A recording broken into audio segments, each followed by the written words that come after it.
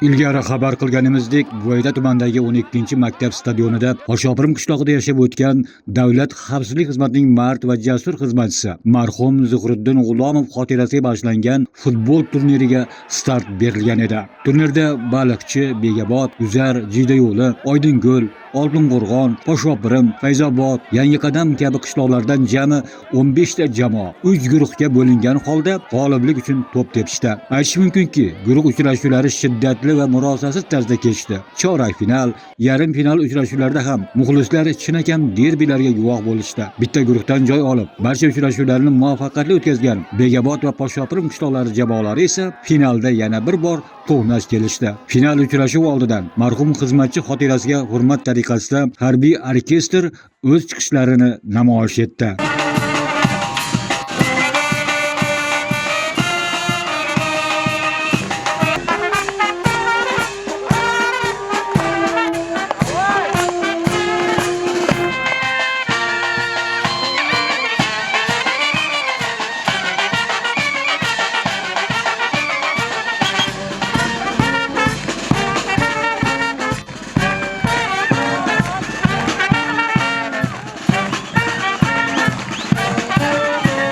Chinakam derbi tusini olgan final uchrashuvining asosiy vaqtida kuchlar teng kelib, bir hisobot qayd etildi. Qo'shimcha vaqtlarda hisob o'zgarmadi va nihoyat penaltilar seriyasi. Bunda omad Oshopirimlik futbolchilar tomonidan bo'ldi. Hisob 3-1.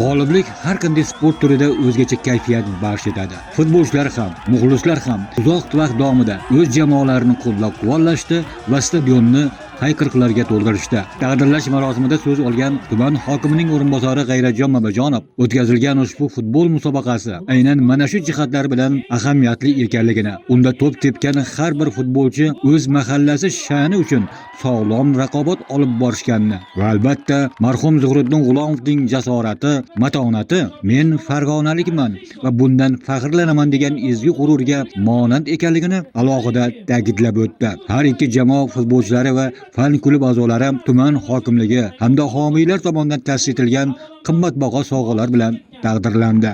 Oshopirim jamoasi futbolchilariga esa marhum Zuhriddin G'ulomov xotira turnirining kubogi hamda bir bosh qo'y topshirildi. Bu sportchilarga barchalarga rahmat. Qolaversa shunday jarayonda ko'rsatgan boshliqlarga, barchalarga, hokim, barchalarga katta rahmat. Iloyim, bu insonni biz juda ham qattiq hurmat qilamiz. Yoshligimiz ancha o'tgan. Bu inson bilan biz juda ham faxrlanamiz. Alloh rozi bo'lsin. O'tgan joylarimiz jannat bog'chasidan bo'lsin. Qolaversa mana shunday tadbir yaratgan barchaga, yordam bergan barchamizga katta rahmat. Avvalambor assalomu alaykum. Xotira turnirimiz juda chiroyli o'tdi. Shu qo'shni mahalla tomonidan tashkillashtirilgan tashkilotchilarga ham rahmat aytamiz, jamoadoshlarimizga ham rahmat aytamiz. Ayniqsa shu final bahsimiz juda ham ko'tarinki ruhda, qaynoq ruhda o'tdi. Azaldan shu Oshopirim va Begobod o'rtasida kuchli raqobat yuzaga kelgan va bu do'stona raqobat davom etadi.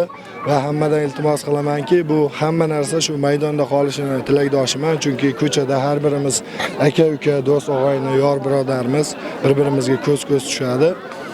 Hammasi shu maydonda qolishini tilakdoshiman va Oshopirim jamoasiga ham keyingi ishlarda barchalariga omad tilayman. Maxsus sovringa ega bo'ldingiz. Bu ham hokimiyatimiz tomonidan shu maxsus sovrin berishdi va Neftchi fan klubiga taklif qilishdi. Inshaalloh Xudo xolasa Neftchi fan klubida xuddi shunaqa ko'taring guruhni u yerga ham olib boramiz degan umiddaman. Mana bir necha kun davom etgan xotira turniri o'z nihoyasiga yetdi. Albatta, o'yinlar juda ham qiziqarli bo'ldi. Biz mana birinchi o'rinda olgan Poshapirim jamoasi bilan suhbatlashyapmiz. Mana chiroyli ko'pik muborak. Avvalambor rahmat. Bu Poshapirim Begobod o'yini azaldan juda qattiq, shiddatli bo'ladi. Azaliy raqibimiz. Bu o'yinimizga El Klasiko maqomini bersak bemalol bo'ladi. Komandamizga ishonardik. Bugun yutqizishga umuman haqqimiz yo'q edi. Orada ancha tanaffus bo'lib qoldi. Oxirgi marta katta poliyadash 2009-yilda chempion bo'lgan edik. Unda G'ayrat akamlar ham bor edi, kattalar. Mana kattalarimiz chetda turibdi. Bugun yutkazishga umuman haqqimiz yo'q edi. Bolalarni chotki qilib nastroy qilgan mana G'ayrat akamiz o'zi.